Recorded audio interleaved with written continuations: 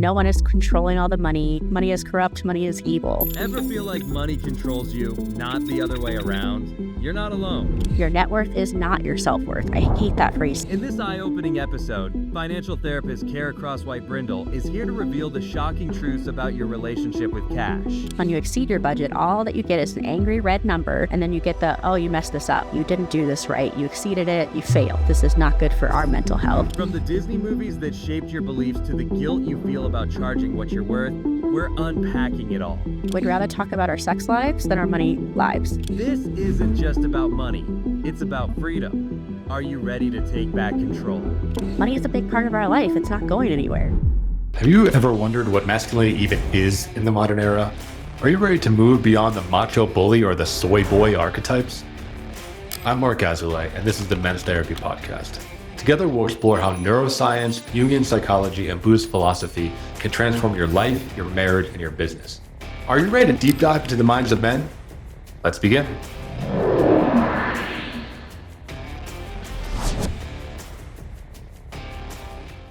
Hello, welcome back to the Men's Therapy Podcast. I'm your host, Marc Azoulay, and I'm here with Khara Croswaite Brindle. She's a financial therapist, which is really, really rare in our industry. We were just chatting a little bit before the show that therapists don't talk about money at all. It's really a taboo topic. And what Khara does is not only talks about it with our clients, but she's written books on it. She's presented on it. She's an expert in helping people deal with financial stress. So Khara, welcome to the show. Thank you, Mark. And I don't know about the expert part, but let's see where it goes. You are. You don't have to be too humble on this show. I think you really do know what you're talking about. And what I like about you is I'm kind of, getting to know you better, and I've witnessed your career certainly from afar, is that you are fearless in diving into the taboo topics. We're going to focus this episode on money, but you've also talked about suicide, specifically client suicide, as well as workaholism, burnout. I mean, you're really tackling kind of the more shadowy aspects of our industry, and I really commend you for that.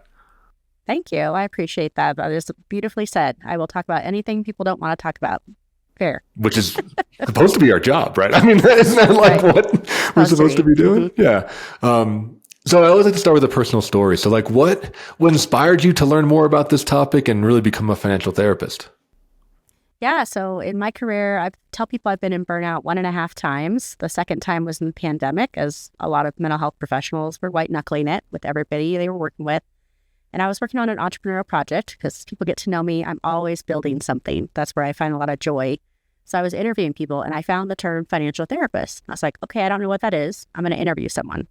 And surprisingly, there's about 6 of us here in Colorado. There's 100 certified financial therapists. So to your point, Mark, there's not a ton of us yet. But 6 of us are here in this state. And so I interviewed one. And within 20 minutes of hearing what she did, I had this epiphany that I wanted to be a financial therapist. Next day I pitched, hey, can I work under you? Can I be a contractor? Can you mentor me? What can I do? 6 months later, I was certified. I just took a deep dive and I was all in. Very cool. Yeah. So what differentiates a financial therapist from a psychotherapist?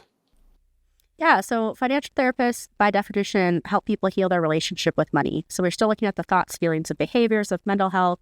We're looking at financial trauma, but we're also looking at money practices. So maybe we're looking at a budget with them or a conscious spending plan.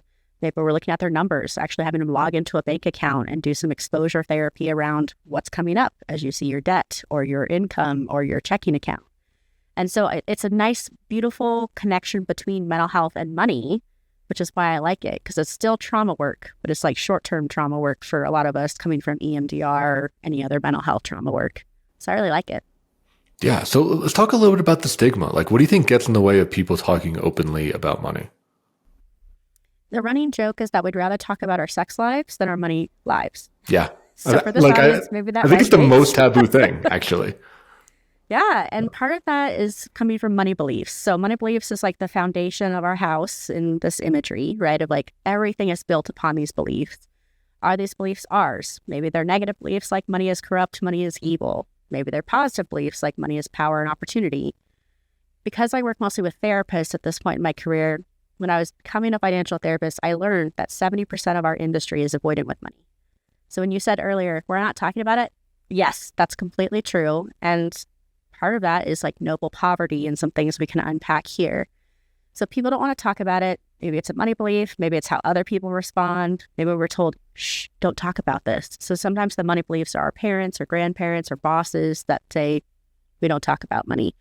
And because of all that, we have shame and depression and anxiety attached to it, which is why there's such a mental health component to the work. Yeah, I see that a ton. I used to do a lot of business coaching for therapists, and I actually walked away because of exactly what you're talking about. Is like running up against people's noble poverty, the kind of martyr thing, the idea that success was bad or evil, or that it would, corrupt them in some way, shape, or form. And I caught slack being a therapist that openly said, like, hey, I want to be successful. Like, I want to make money at this career. There's a certain type of lifestyle I want to provide for myself and my family. And, it didn't go too well, So I mean, I'm curious, like, what's it like for you to be more open about that? I think for me, it's about unpacking people's narratives, kind of like you were saying, they were projecting on you or had their own beliefs, and like, how dare you? And so for a lot of people, even just knowing that noble poverty is a term, which basically means you're putting yourself in financial distress to help others, to serve others. So it might be a nonprofit leader, it could be a teacher, it could be a nurse, and it could be a therapist. I mean, social work and therapists, this is why I serve this population. There's a lot of work to do here. And so even just having the words noble poverty opens people up, because we hear scarcity and abundance all the time, but noble poverty is a systems issue. Maybe that was reinforced by grad school. Maybe that was reinforced by our supervisors. So by working with therapists, I have them start to get curious of, is this mine? Do I own this? Or is this someone else's belief that's been pushed onto me? And do I want to let it go now? Yeah. I really feel like it does a disservice to our industry. I often chat, like, our industry, you can ask for a sliding scale, or you can ask for like a discount. And you can't do that in other medical professions. You can't ask the doctor to make the blood work cheaper, right? Yeah. And there's so many therapists that I think play into that noble poverty where they take a financial hit in order to provide more for their client. But I really think it cheapens our industry as a whole. What do you think about that? Oh, yeah. I mean, I had a colleague who did one of my money courses for therapists, and she texted me one day and she's like, wait a minute, did we make this worse by doing reduced rates for interns? So by saying to insurances, we're going to reduce the rate to $40 to $60, let's say, to do the work. Have we actually just created a system that's like, well, you reduce the rate, so we're going to pay them less too. And I was like, I think there's something to that, and it doesn't feel good at all. There's a ton of work to be done in this industry of mental health, but also just with people across the board are doing financial therapy. We've got couples doing it. We've got business owners doing this work, because a lot of us have financial trauma, also known as a financial flashpoint, where something was decided. Money was good, money was bad, money is not to be trusted. The average person has 50 to 200 money beliefs. So there's a lot there to discover. Yeah, can you share a little bit of some of those beliefs that may show up and where they may have come from? And listeners, as Khara's talking, just run an audit, see if you are thinking these too, if these are operating in your psyche somewhere. Yeah, so tons of things. I have people think of it on a spectrum of good on one side, bad on the other, positive, negative, whatever you like better as the language. And I usually do a word association to get people curious about what comes up. So for your listeners, let's throw out 4 words and see what they notice. So what comes up for you instantly, right? Don't self-censor. What comes up for you when I say wealth? Some people would say wealth is opportunity and I'm so excited. Other people would say this is so unreachable that I can't stand the word wealth. Other words might be credit card, debt, checking account, right? These words that seem benign to financial professionals are so loaded, so charged on the mental health side.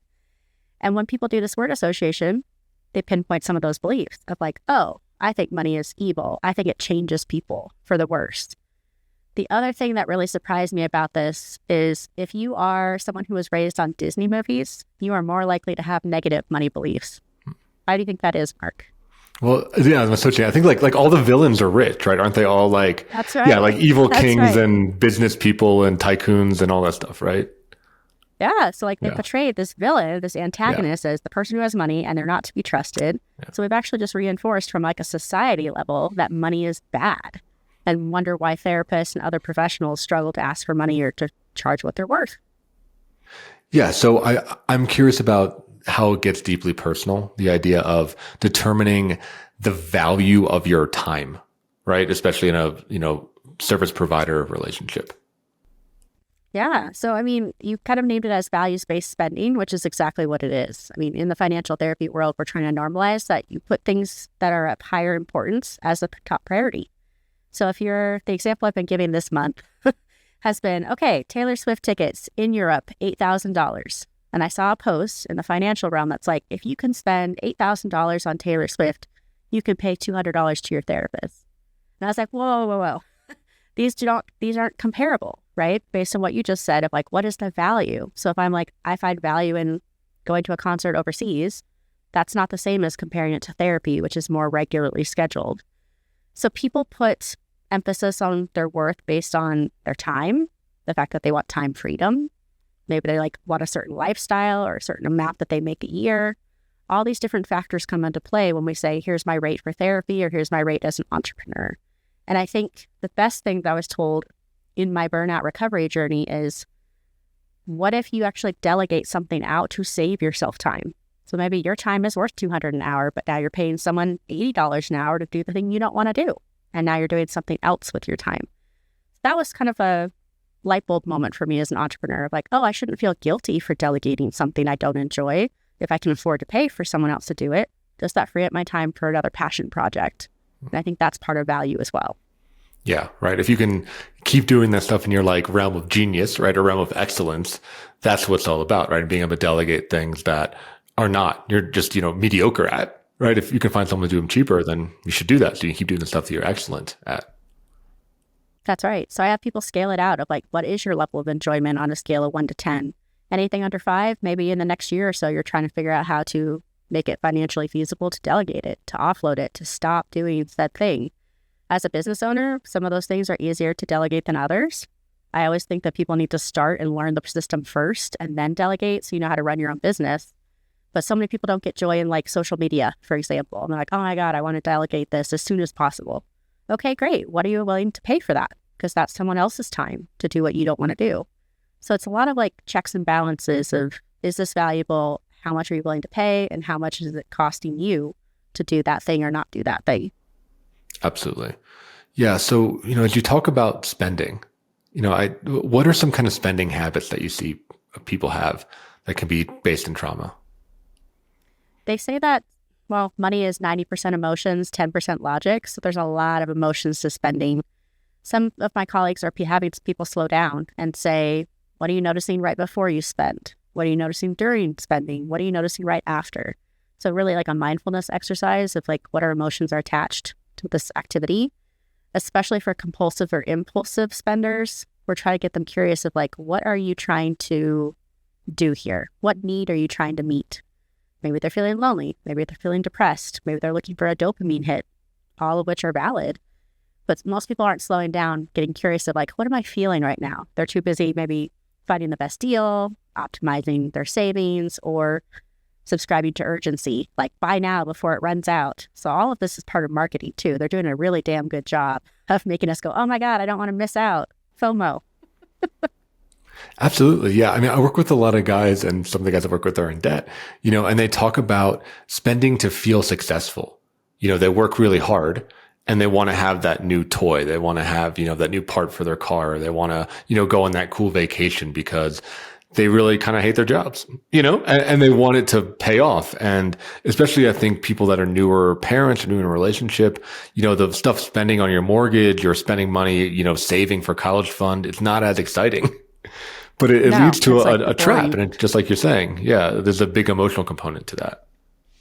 Yeah. So there's 4 money scripts, and you kind of described one of them just then, Mark, which is money status, which is I've worked damn hard for my money. I'm going to show it. Yep. And so some people are like, I want the nice car, the nice house, the nice clothes, the name brand stuff. So that's one of 4 scripts that really kind of show up as behaviors with money. There's money avoidance, which we started our conversation with, of like, we're not looking at it, not thinking about it, not checking bank accounts, things like that. There's money focus, which is a belief of more money would make me happier. So that's actually the workaholics in your life. And then there's money vigilant, which I jokingly say is every financial professional I've ever met, because money vigilant is save, save, save, hold everything, hold all the money. In its worst form, it's Scrooge McDuck being like, I'm hoarding my money and I'm angry every time I have to spend it. In its more lighthearted form, it's maybe feeling guilt when you have to replace the fridge or replace the car tires because it doesn't feel fun. It feels necessary. So just those 4 scripts can normalize a little bit for people the behaviors they have with money, which are still tied to beliefs. Yeah, those are really helpful buckets. Listeners, I'm sure you're in one of those four. So I want to ask you, like, is there a healthy relationship, or what would a healthier relationship with money and finances be? Because I could see all four of those having pros and cons, you know? Yeah. Of the four, most people are like, well, at least money vigilant and money focused have money, whereas money avoidant and maybe money Fair. status don't. Yeah.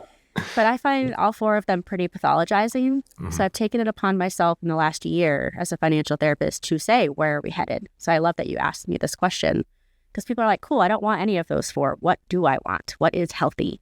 So the three scripts I've come up with, the first one is called money optimism, which has a money belief that it's going to work out. So you probably have some people in your life that are like, from a gut sense, from an intuition sense, it's just going to work out. So it's kind of this passiveness. It's the domino from Marvel movies characters. Like, I'm just lucky, I guess, kind of vibe there. This is usually our Enneagram 7s. If people are nerding out about the Enneagram, that spontaneous, playful, it's going to work itself out kind of thing. The second one is probably the most likely related for the folks here on your podcast, the highest likelihood that they'll be in this bucket, which is money harmony. So when you think of the word harmony, there's kind of the word balance. There's kind of this flow of like, okay, money's coming in, money's going out. Some people hear things like you have to spend money to make money, which is not what I'm actually describing with this money script. But like, there's like a healthy lack of anxiety of, okay, money's going out, but money will also come back in. It's like a tide. It has to go both directions. And so a lot of folks will try to aim to be there at some point. So listeners, if you're like, that sounds good, but I'm not anywhere near that, we can normalize that now of like, that might be a work in progress. But money harmony has a lot less anxiety and shame and dread and things like that attached to it. Last but not least would be money plentiful, which is the there is enough money belief, right? Of like, there is enough. I lovingly say for entrepreneurs, if you want to put them in a panic attack status, ask them what is enough because we're never done. We're never done creating or doing. So that doesn't feel good to them. But this is like our Enneagram 3s, our Enneagram 5s, our Enneagram 8s, who are like, I've worked my ass off. I'm going to say that I have enough. I'm going to run the numbers. I'm going to do all the investments. It's going to be fine. So these are kind of three examples, in my mind at least, of what people might head towards as healthy money scripts. I like this a lot. Yeah. And I was smiling and just said, what is enough? The very first therapy session I had as a client, my therapist said that. He just cold read me. He was like, your whole work is going to be what is enough. And still is. Still trying to figure out what that one is. Yep. Yeah. I definitely. Panic attack status. Panic attack status, right? Like, history with addiction, whatever. I just like grabbing and consuming. So totally get that one viscerally. If you're enjoying the podcast so far, please hit the subscribe button and leave us a review. Your feedback helps us to reach more men and inspire them to become the best versions of themselves. Thank you for your support. And now back to the show. Okay. So we talked about, some kind of maladaptive things, and we talked about some healthy things. I'm curious, in your work, do you see any gender differences? Because I know money and being a provider is a big part of traditional masculine values. So I'm curious if you see those manifest when you start to talk to people on a deeper level. Yeah, I mean, I don't work with couples, and bless the hearts of the people who do, because couples work is challenging, right? Those of us who are in coupleships know how challenging it can be.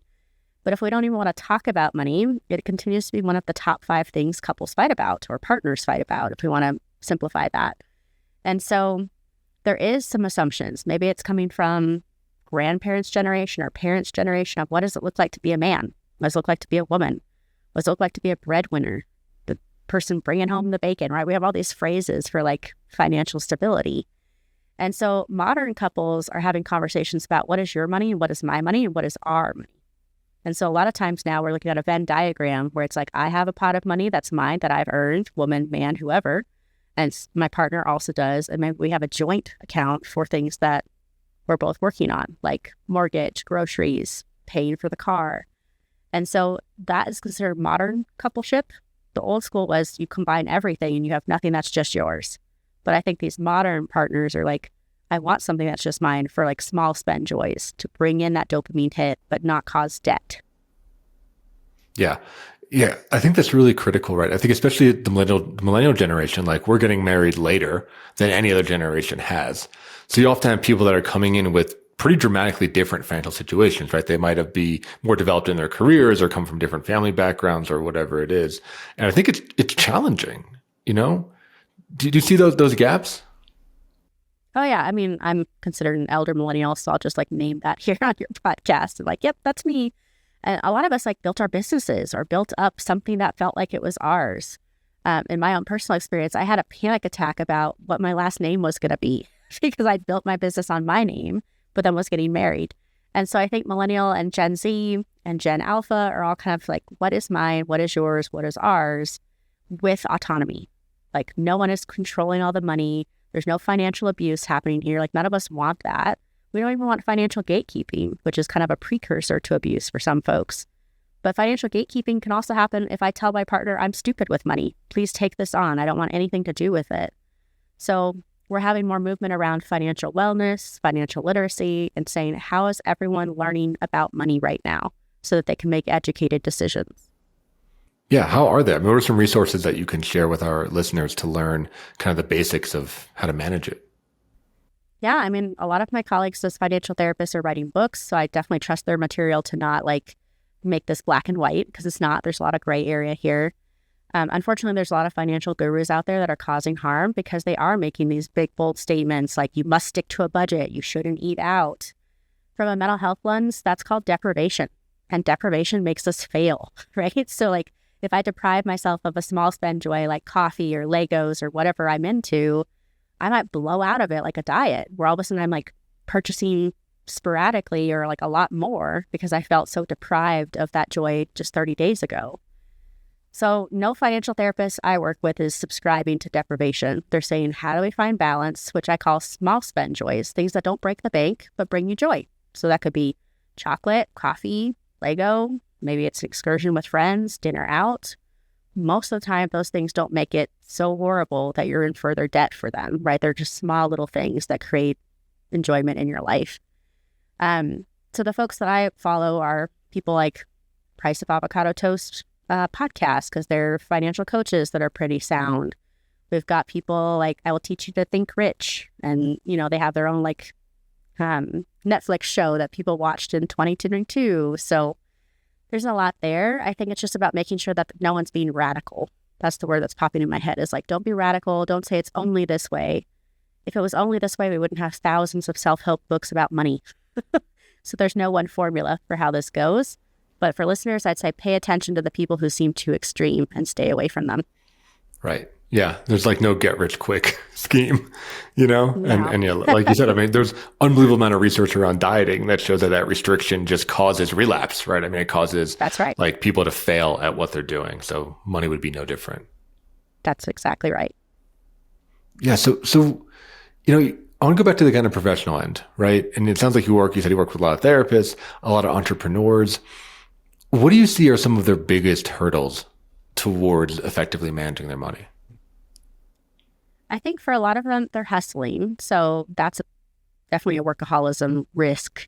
But I think for many of them, they're not looking at their numbers in any kind of detail. So they don't really know what's going on with their business. They're like, I'm working 24/7, but I don't know if I'm making any money. And so in my mind, and in my analogy with clients, I talk about like a water hose, and maybe it's got holes in it. So water's kind of shooting off in all different directions. And we're trying to plug the leaks because there's stuff going on that they're not aware of. It could be something small like a subscription that you forgot you're paying for, or an app that you no longer use that you stopped using within 30 days, but you're still paying for.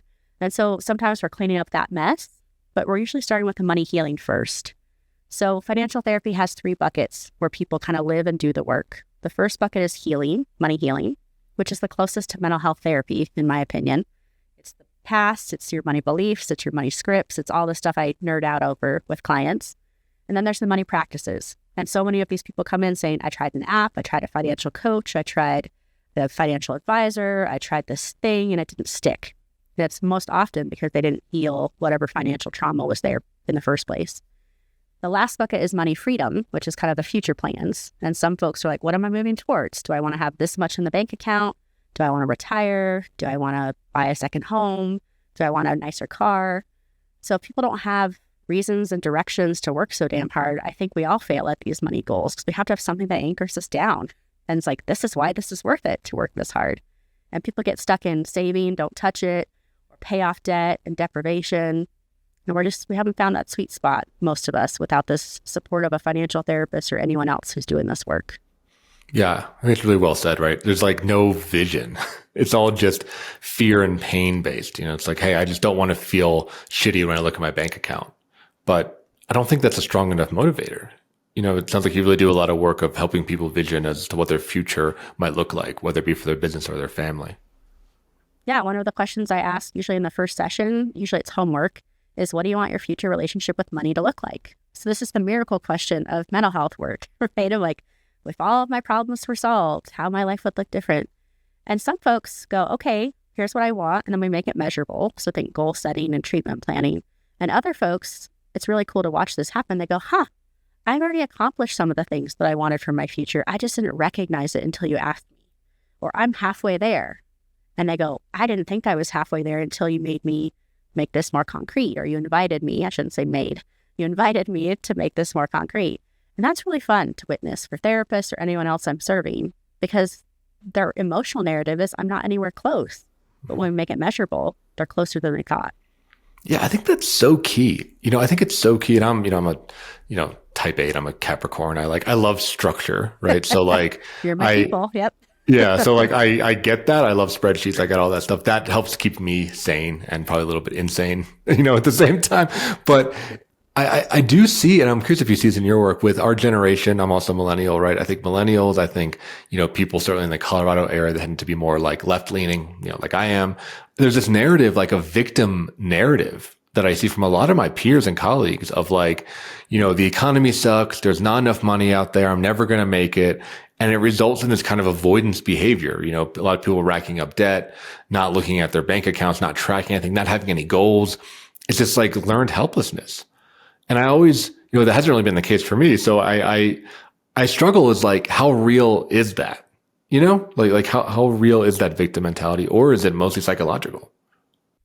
Yeah, I mean, the psychological is the locus of control. What can I control? What can't I control? So like victimhood is on that I don't control anything end of the spectrum. But, each generation has been different about what kind of debt they came into, what they inherited, what they didn't inherit, debt or true inheritances. To millennials, like we've always been told, let's just go with the stereotypes for a minute. Stop buying avocado toast, stop eating out, and stop buying coffee, and you will have a down payment for a house, right? Right. Wink, wink. And every time someone actually runs the numbers of how much a person spends on coffee a year, it's nowhere close to a down payment on a house. And so all of us are going, hey, we were told success is have a great job, have a home, have a family if you want a family. But now half the millennials are like, I don't think I can ever afford a house. Or maybe they're saying, I don't want to buy a house, because that's kind of a new financial movement right now of let's just rent for the rest of our lives. And so having our parents say, well, I bought a house for $50,000, good for you. There's no equivalent to the millennials right now. And Gen Z and Gen Alpha will have their own battles to fight. So just for millennials alone, we have a lot of student loan debts. We were told, go to college, get a good job, get a high-paid job, and you're going to be fine. But there was so much here that we didn't have an education on, including what does loan repayment look like? What does interest rates do to us? So that's a whole soapbox for our generation. Yeah, I agree, right? I mean, I think we're overeducated and underemployed, right, as a generation. And I think also we were told to follow our dreams and our passions, right. And like you could do anything, you could be whatever you want, but a lot of times it doesn't make any money, so you have people that that are really overeducated in industries that don't produce money and aren't valued by the society, Yeah. I'm pissed off about that. And now we have older millennials who have worked their asses off and they've established themselves, and maybe they're making good money, but the cost of living is so much higher, right? Like childcare in Colorado, we're in like the top 5 places with highest childcare rates for people who have children. It's a whole nother mortgage. That's what it looks like. That's what it feels like. As a parent of a almost 3-year-old myself, as we're recording, I'm like, I believe it now. And so we're working really hard, but it's leading to a different kind of deprivation where all we do is work. Maybe we don't have any balance. We're not doing anything fun. Or now we're blowing out and spending $6,000 on a vacation that we really couldn't afford, but we've worked so hard we deserve it. The smaller version of this is the little treat phenomenon, right? Of like TikTok. I deserve a little treat, which I love. Like, give yourself a little treat, but that's probably not a $6,000 vacation if you're working, not working. It really depends on what's important to you. Yeah, I see that with our generation too. It's like a lot of big spending on travel seems to be the big thing. And again, and we're the experience generation, right? Like I think we value experiences more than things, but those experiences are sometimes as expensive, if not more expensive than the things, that we're judging. Yeah. So for therapists, a sweet spot, well, any entrepreneur, I would say, who's listening, there is some magic here that makes this better because we do deserve to take vacations. I absolutely want to support that. As someone who's been through burnout 1.5 times, yes, you can take a vacation. It doesn't mean it's going to solve your burnout. That's a different conversation. But there is a formula, for lack of a better word, that makes this easier. On one hand, if you work for yourself, I was taught you have a PTO account.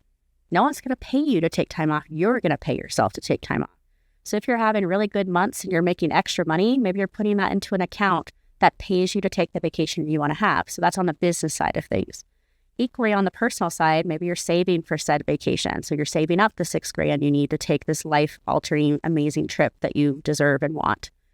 When these two things are in place, magic happens. Because when I was working for myself before I became a financial therapist, what it typically looked like is go up onto the credit card, all of the expenses of this vacation I can't afford.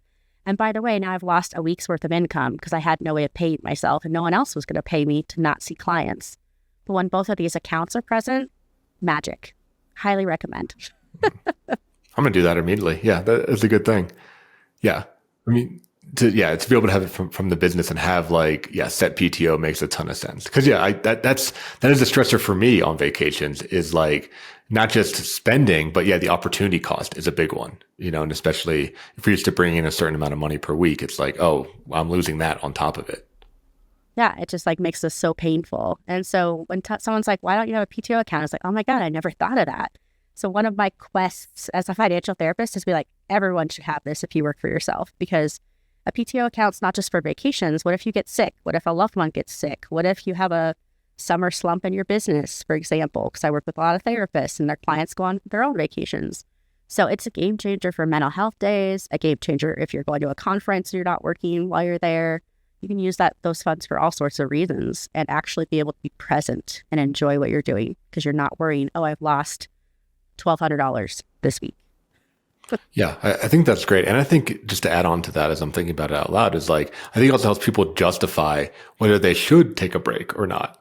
If they might be in that kind of status seeking script you were talking about, they may be actually spending too much, taking too many vacations in a way, right? Or kind of shirking their responsibility because they want to feel something. But I think, again, Capricorn, right? Like having the number always helps me to be okay, can I justify this expense right now? Sure. And that's self-permission. And that's what I think gets us closer to the money harmony script that I described earlier. Because if the money is there and you go on a vacation, there's something so liberating about saying it's paid for. The flight is already accounted for. The lodging is already accounted for. Now I'm spending money on food and I don't have to track it. It's all in this account. I either move it over or I'm using a card that's attached to that account. And so it's you can only spend what's in there. And if you exceed it, there's a problem, which is a different part of financial therapy. But to just say it's already accounted for before I even go on a trip, so different than saying, let me look at the menu and pick the cheapest thing, or, oh, we can't eat out twice a day because that's too expensive. It allows people to be more present in the vacation that they wanted in the first place. Yeah. So let me ask you this, do you believe in budgeting practices or tracking or kind of what's the day-to-day look like for somebody? I was smiling for listeners because in financial therapy, budget is a bad word. And let me tell you why. Budgets, by definition, how they're structured, induce shame. Because when you exceed your budget, all that you get is an angry red number. And then you get oh, you messed this up. You didn't do this right. You exceeded it. You failed. For us perfectionists, former workaholic folks, this is not good for our mental health. Let me be honest. So now we've moved towards spending plans. Still has the same structure of a budget when it comes to each thing has a line item. So groceries, eating out, gas, whatever. But instead of saying it's a budget and you can't exceed it, it's saying I'm going to estimate how much I think this costs me in a month. And I'm going to try and plan for that in the month. So maybe I'm estimating for $1,200 in groceries. If I get close to that, now I'm saying to myself, okay, I was pretty close. There is no shame. There is no anxiety. I know my number's enough to plan ahead for it, just like that account for the vacation. So we're empowering people to know their number's enough to make some choices rather than say, oh, you messed up, enter shame, which is a budget. Yeah, I mean, that makes sense to me. And I imagine people are wildly inaccurate with that. It takes a lot of practice to be able to estimate accurately and a lot of data collection probably to get there. I can't tell you how many people get their grocery budget, even if we just use the word budget just for the purpose today, the line item of the grocery amount, they get it wrong because they're like, I did this 5 years ago. I'm like, the groceries don't cost the same as 5 years ago. Let's do a quick look. Take this next month and see what it is. Okay, update your numbers. And that's stressful for people because then they're seeing their expenses climb every year. And yet that's part of cost of living and inflation. So if I have a budget that's 5 years old, I'm not doing myself any favors. I'm always going to exceed the budget, which just makes me feel like crap. Yeah, totally. Right. And especially like, I say with Caroline, my wife, we talk about like adult money and that being different, being homeowners and everything. It's like now we're dealing with home repairs and new appliances and, painting the house. Like it's shit that like, there's like zeros that just weren't there when we were just dating and just like living in apartments. It's a very different like game completely. Mm-hmm. I think that's why there's a movement of people who are going to rent for a long time because there's financial gurus saying like, hey, do you have the money to repair the roof of your house if you get hail damage? Do you have money for a flood repair? And so like they're breaking out all these numbers and people don't have that disposable income at the ready. They don't have a periodic expense account, which I do recommend for folks. They don't have that to be like, let me throw some money back in and pay off the credit card for this repair. But yeah, being a homeowner, I've been a homeowner for 3 years. It is expensive. And so like if you don't have your emergency fund, rainy day fund, cushion, whatever you want to call it, you're kind of SOL. Yeah. Being house poor is very real. Very real. Have you ever found yourself in a situation where you wanted to open up, but you were afraid that it wouldn't be taken well? You ask yourself, what's the point? Nothing's going to change anyway. So you do what you always do. You push it down, numb out the pain with a drink, a night out, or pornography. I've been there myself, and I know that men lack the outlets for emotional expression, which is why I founded Men's Therapy Online, a healing hub for men's mental health. If you've been knocked on your ass or just crave meaningful connection, join Men's Therapy Online, a community of men who just get it. We offer individual therapy, men's groups, and powerful retreats all led by licensed therapists. At Men's Therapy Online, we will help you to get back on your feet and take your life to the next level. Start your journey today at menstherapy.online. So I think we're talking about expenses, but what about income, right? Because at some point you have to just increase income. So what are those conversations like? For therapists, I go through I have two different kind of strategies for mental health folks because it is emotional and logic. So some folks want to anchor into the logic and we run an income calculator and we say, this is how much you have to charge to cover all your expenses at the lifestyle you're at now. And they see the number climb as they add more expenses, right? So now is it $200 an hour versus $150, whatnot. So that is really concrete for folks who enjoy that. Other people from this emotional place of noble poverty are like, what am I worth? And that like opens up a whole can of worms of like, what's my level of experience? What's my niche? What kind of clients do I like to work with? What can they afford? So eventually all of us are going to hit a glass ceiling, which is our clients can't afford us, even though we're really good at what we do. And then I usually have conversations about secondary income because I'm a millennial and I can't help it. The side hustle has now become income streams. At the time of this recording, I have 15 income streams. I'm not a workaholic anymore. I don't think your listeners believe me when I say that. A lot of them are small little drops in the bucket, but it prevents me from having to work too hard because they're all just kind of in motion. So for therapists, I don't think the modern therapist is going to see 20 to 25 clients a week for the rest of their life. Like that's not modern therapy. I think now they're going to see the clients they like to see and they're going to have other income streams like speaking, books, courses like you have to make this work. And that's going to keep them from burning out. So that's my philosophy. Doesn't mean everyone likes it, but as an entrepreneur, I can't help myself in wanting to help people build cool things. Yeah, I mean, I agree completely. And I do that. I know you do that. I think it's like we need to, because similarly, if I'm seeing, like, that's the thing is like 40-hour work a week doesn't work for therapy, right? Like 40 hours of talking to people and listening to people in a row is like, it just destroys my brain. So I agree. And we need as many of those, side hustles as possible. And I do see therapists really struggle with that.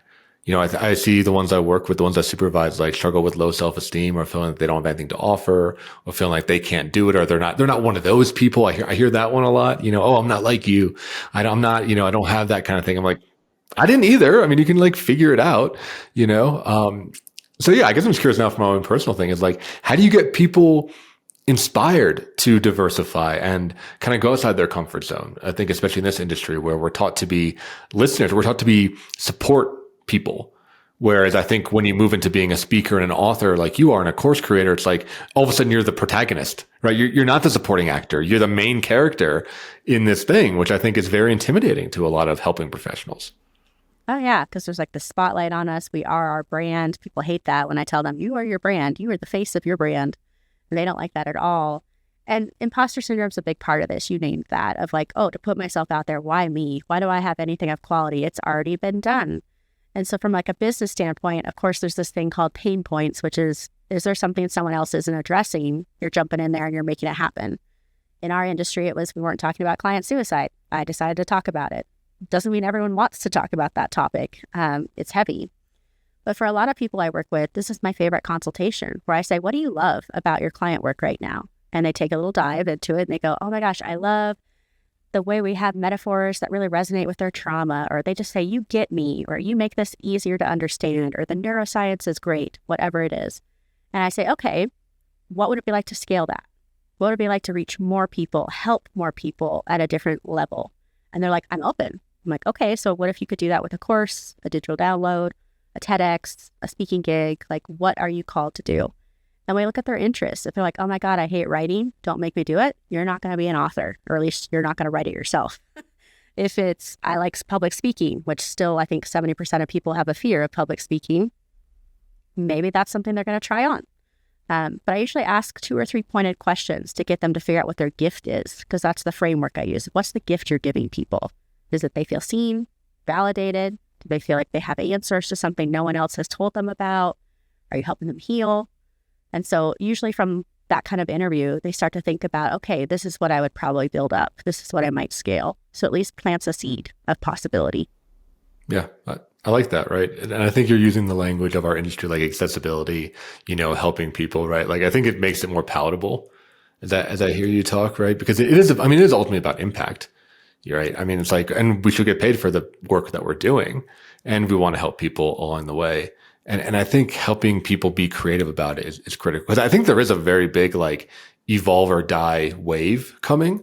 And that wave is called AI. So I'm also just curious, like what you think about the advent of AI therapists or things like that I think is it's already here. And I think it's going to be hitting our industry even harder in the next 3 to 5 years. It makes me mad because people are like, it's going to replace us. And I'm like, I don't think you can replace the human quality of connection. And that's the only thing that's making this feel neutral for me most of the time, is because I'm like, you know what? We're not replaceable. We're human to human connection. Our world is more lonely than ever. We're craving connection. AI can't do that for this. They can do pretty words. They can absolutely do flowery language, which is what I'm seeing every time I look at an AI generated thing. But like, where's the like intensity and, the authenticness of just saying what it is? Not flowery language, just straight at them. And I think therapists can do that in a really caring, compassionate way that helps people move forward. So yes, AI is coming. It's going to simplify some parts of our life, but I don't think it's going to replace the actual therapeutic relationship, because I don't think that's replaceable. I also am tracking that even therapists are looking for more connection in our community, right? So they're coming into retreats. They're coming into like more humanistic modalities. What is the phrase? There's evidence-based, which we all roll our eyes to because it's like this has data behind it. Promising practice. This is a new phrase coming into the profession. A promising practice doesn't have data behind it, but it's showing that it's effective with clients. Like it doesn't have research behind it. And so promising practice for us is we're going to continue to be human and show up and be a safe container. AI can't do that. Not in my opinion. Yeah, I mean, I think I agree with that. I think like the way I've framed it is, I think we need to focus on being more experiential, because I think the AI can't be experiential, right? It can't give you a human experience. And that can be, right, as simple as like being really listened and heard and connected with, or as complicated as the retreats that you and I run, right? That are very, they include ritual and they include, all kinds of fun activities and shit, right? Like, I don't think AI can do that, but I do think it can do like knowledge-based work. And I do, for our colleagues that work in behavioral health or that work, with curriculum-based delivery, and stuff that is already standardized, you can standardize an AI to do that, right? To deliver a CBT curriculum. So I think our industry is going to be pushed, and it's going to be evolve or die into moving into the more humanistic, experiential side of it and away from just like knowledge delivery, Yeah. So my own personal quest is, how do I get grad schools to listen to that? Of like, okay, you're trying to teach them something formulaic that has a start, a middle, and end. And I'm over here being like, where's the heart? Where's the spontaneity? Where's the eclectic? Bring this in if you think it's going to help the client. So I'm not quite into my zero fucks 40s, but when I do, you know exactly where I'll be headed. That's where you're going to the universities. Yeah, but it's true, right? I mean, they're trying to standardize it when I think like that's the last thing that we need. Right. Yeah. It should be like authentic. And I think the best therapists, like we're us. We're just us in the room. You know, we're like, that's right. Of course we're highly educated and we're like, we are doing interventions or whatever, but like it's at this level of unconscious mastery where it's like, if you just show up authentically with somebody and you really care and you connect, like that's what's healing. It's not like the current training and trick of the day. Mm-hmm.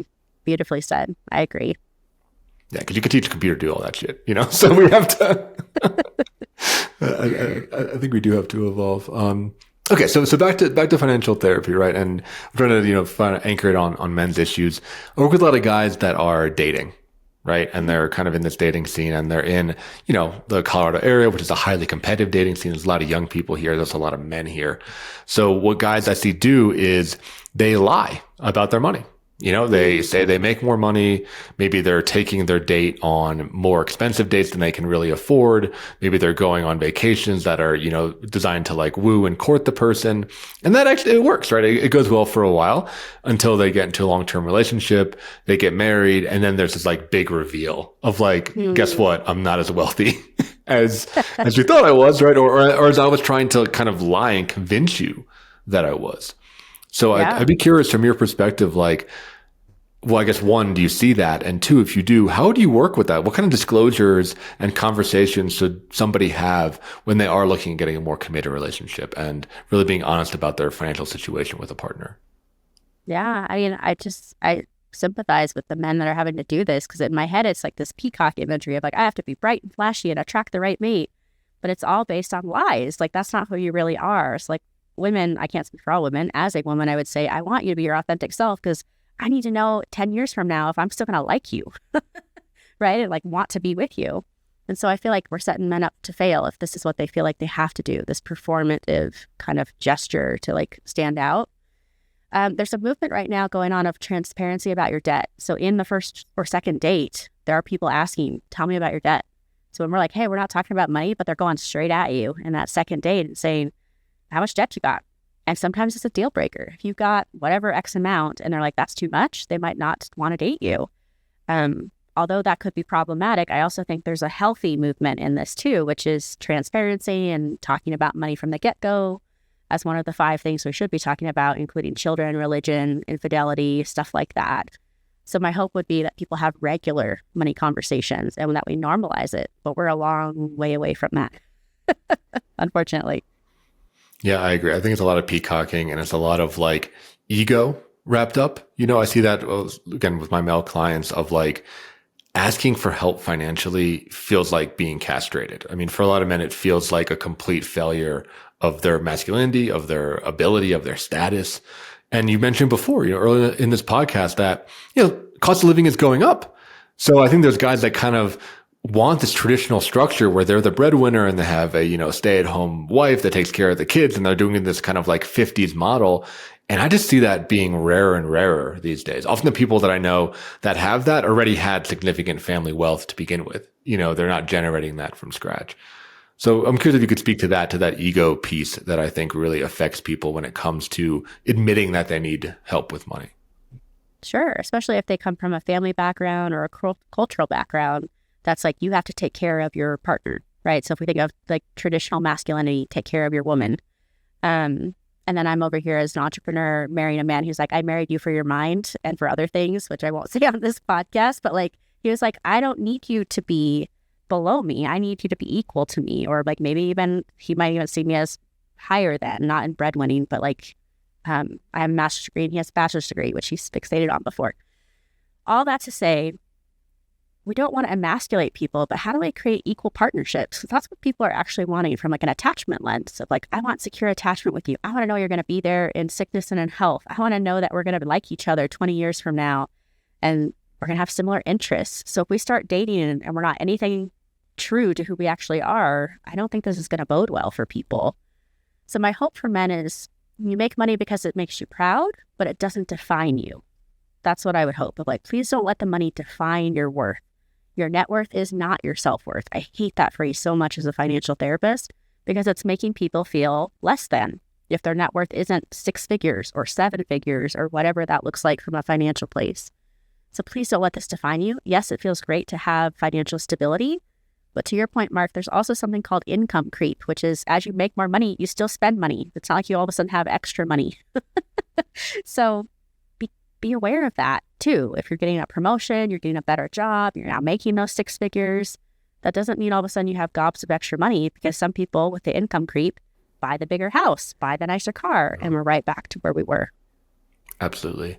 Yeah. And I think kind of to piggyback off your point, I think with the feminist movement, having women make money, right, and get jobs, which is awesome, right? I think the hope is that men can step up and actually be open to not just being a job, like tapping into other parts, tapping into our tenderness, tapping into our hobbies, our creativity, our artistic ability, stuff that was more traditionally feminine. Because I do see a lot of guys where we're very much still like in that 50s mentality where like it just is be all end all. How much do you make? What do you have a cool job title? And, maybe it's like, do you have a 6-pack? Like those are kind of the traditional markers of success. And they're so limited for men. Yeah. Yeah. I mean, there's so much to that statement because I think we're not being authentic. We're not setting ourselves up for success. And I know Americans, this is the first thing we ask all the time, right? When you're a kid, it's how old are you? What do you want to be when you grow up? As an adult, it's what do you do? What's your name and what do you do? And it's like, okay, so American society is reinforcing this need to be successful because it's the first thing in a conversation people ask us. And so we don't get to do the tender things as men. You don't get to do the tender things of, I'm a damn good dad, or I love flying airplanes, or whatever it is. Like, you don't get to say that. You have to say your career. And I think that's part of the problem. I think it's a big part of the problem. And I think that that question comes with so many stereotypes, right? Because when you answer that question, it's like, okay, now people can guess your class, right? They can guess like how much money you make. They can guess what your political affiliations might be. They can guess like your views. Like there's so much assumptions that come with that label. When I say I'm a psychotherapist, people have all kinds of ideas about the kind of person that I am, so I often don't say that because I don't like those ideas that people have about me a lot of the time, but it is such a box that I think a lot of men live in. And I think money is just a huge component of that. Yeah, it drives a lot of our decisions, which is why it's 90% emotion, 10% logic of like all the self-help books in the world, all the coaches in the world can't make money easy to digest because you have to figure out what works for you. And that's where I think financial therapy or like financial coaches who are trauma informed could be helpful because they're going to slow it down. They're going to be like, what is your narrative about money right now? What are your beliefs about money? Do you think wealthy is a good thing, a bad thing, a neutral thing? My job mostly is to help people find neutrality with money because it's so charged that it's causing all sorts of problems. So when I'm in a 6-week group with therapists, it's like my whole job is to help you find neutrality. Like money is a tool. Money is transactional. I'm in control of my money. Those are just 3 phrases that usually land more neutrally than some of the ones we talked about previously. Mm-hmm. Yeah. Well, so you've been presenting a ton of great content over the course of this episode. And I'm just curious if you could just lay it out maybe linearly for people of where should they start around this? Say it's somebody who is money avoidant. They haven't really thought about money at all. They get that kind of anxious gulp, when they want to look at their bank account. And maybe they're carrying some debt, maybe a couple $1,000s of credit card debt or something, right? Like where should somebody start to attain financial literacy and financial health? Yeah, I know a lot of people are on social media. That continues to be an area of information. And so as we named earlier, kind of vet the people, see if they're grounded in logic, but maybe not too extreme in one direction or the other. Not all saving, not all spending, but like neutral. So a lot of people are going to go digest content there first. Maybe you pick up a book. There's lots of good books out there. A couple to call out if you're into the more like heartfelt would be The Art of Money by Barry Tesler. And if you're into the more like nuts and bolts masculine energy, it might be Financial Recovery, which talks about debt and how to tackle debt in a really thoughtful way. So those 2 books I have people check out. If they're like, I'm not sure about financial therapy, I have them start there. Can you take in any of this information on your own time without someone staring at you and asking you what's showing up in your body or any of those quote unquote invasive questions? Some folks will grab a workbook. So I have a 6-exercise workbook, my favorite financial therapy exercises that people can grab. Sometimes they start there. But a lot of times I just want people to have money meetings with themselves. So what I mean by that is like when people hear money meeting, they tend to think of accountant, advisor, tax professional. And most of us go, oh, God, I don't want to do that because it's like a 2-hour meeting and it's torture. And so if we can redefine a money meeting as something small and tangible, like I am going to check that bank account, or I am going to open this piece of mail, or I am going to talk to my partner about how much we should spend for dinner tonight, we can actually rework the nervous system from avoidance to neutrality of like, oh, maybe I have my 5 senses involved where I'm going to have a certain kind of music in the background to help me feel calmer about this meeting. But most folks, I have them think about a 5-minute meeting. 5 minutes, that's it. What are you going to do in 5 minutes? Are you going to decide how much you want to spend at the grocery store? Are you going to figure out what you want to buy as a gift for someone? Are you going to plan a vacation? 5 minutes. And then they build up from there. So none of your listeners are going to have a 4-hour money meeting and say that's fun. But 5 minutes might be tolerable and eventually might be neutral and or pleasant down the road if we can make it worth their while. Yeah, so I'm hearing there's like an exposure therapy element to it too, right? That's it's just right. like, just start bringing it into your life and not pretending like it doesn't exist. Yeah, talk about money. I mean, if I could shout that from the rooftops, I would. Just talk about it. I wear a button on my shirt. Talk about money. One of my colleagues has a sticker that I put on my planner that's like, I have feelings about money. Hell yeah, you do. We all have feelings about money. So how do we normalize that? That it doesn't make you a bad person to think about money, to have goals around money, to have a money meeting. Money is a big part of our life. It's not going anywhere. So we need to talk about it. Yeah, we live in a capitalist society, right? I mean, it is like the lifeblood of our entire civilization. So Yeah. it's very important. Turns out it's very important. And I think like, I think credit card industries also really hide the consequences of debt. You know, especially if you're not looking at money, they'll just like, they'll take a little bit extra. They'll charge you some fees. You know, they'll kind of mask the way that things are charged, you know, the way things are labeled. And if you're not looking, you can end up paying way, way, way, way more than what your debt originally was. And they're not going to tell you to stop spending, right? In fact, they'll encourage you. They'll try to give you more higher limits, you know, or they'll be like, oh, you qualified for the like executive special card with all these cool bonuses, you know, like they like incentivize debt. And I think we are really fighting some of those, you know, market forces out there that do profit off other individuals' debts. Oh yeah, there's a whole system. I tend to talk to people about what's the first thing that happens when you're debt free. The credit score goes down. They don't celebrate you. They like, you take a hit. And so like people are like, what? I didn't know that was a thing. And I'm like, yeah, it's a thing. It's a whole system. And so just even having that financial literacy of knowing the nuts and bolts of how does money work? What does interest look like? What do finance charges mean? Credit cards feel predatory to a lot of Americans. Like there's so much there to unpack, which I tend to do in these groups because it's just like, maybe you want to learn from each other and be like, oh, I wasn't the only one who had this thought. I'm normal. Yeah. No, I think it's critical, right? Because it's like you said, it's not taught in schools. Right. It's not taught in public education. It's not taught in college. Certainly, it's not taught to people like us in the healing and helping professions at all. Right. I didn't get any education around business, anything, right? Marketing, anything, finance, anything. So it's like, we don't know. And I think many of us growing up, like either was entirely emotional, like you're saying, or was hidden, right? I think a lot of our parents didn't talk. Why would they talk to their kid about money? Which is probably the right thing to do, right? When your kid's young. But at some point, education is important. And I think, a lot of our generation, like really is not educated, even around like investment vehicles and mutual funds and how to like have your money make money. I mean, that stuff is like really foreign to a lot of us. Well, and some of that comes with privilege, right? Like that we have to assume we have money left over to invest it or to have money in the accounts, right? So that's another thing I usually tend to like pull apart with folks is like, what is your privilege with money if you have any privilege? The average American is one paycheck away from being homeless because they don't have any emergency savings to pay for the missed paycheck. And so I do a lot of normalizing. I create a safe space with zero judgment. And I say, let's talk about this because no one else is talking about it. And if they are, they're saying, I can't afford this. I can't afford that, which is reinforcing some pretty negative money beliefs, especially if you're like, I already have an assumption that you make good money and you're saying you can't afford that. I call BS. Like it's not creating healthy social relationships. Let's just say that. Yeah, I think I remember reading, and you can fact check me if I'm not right, but I remember reading that like the average American's net worth is negative, right? Like being debt neutral is like privilege in of itself, which is wild and seems really unsustainable, you know? Yeah. And you wonder why we're all so depressed about money. We got a lot of work to do. Yeah, we have a lot of work to do as a society. Well, I've really enjoyed this episode. Thank you so much for joining me on the show. And I'm curious, where can people find more about you online if they want to dig deeper into the work that you've done? Yeah, so everything lives on my website, and I give the disclaimer, I mean everything. So all of my projects are in one spot, which is overwhelming, but it's CrosswaiteCounselingPLLC.com. I've got a whole tab on financial therapy, talking about the things we talked about today.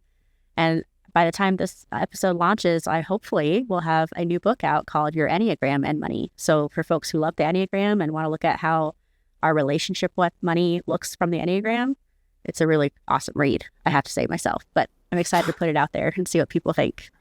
That's very cool. What are some of the other projects you're working on? I mean, I'm familiar with some of them, but for our listeners, like what are the other tabs on your website they could go explore if they wanted to?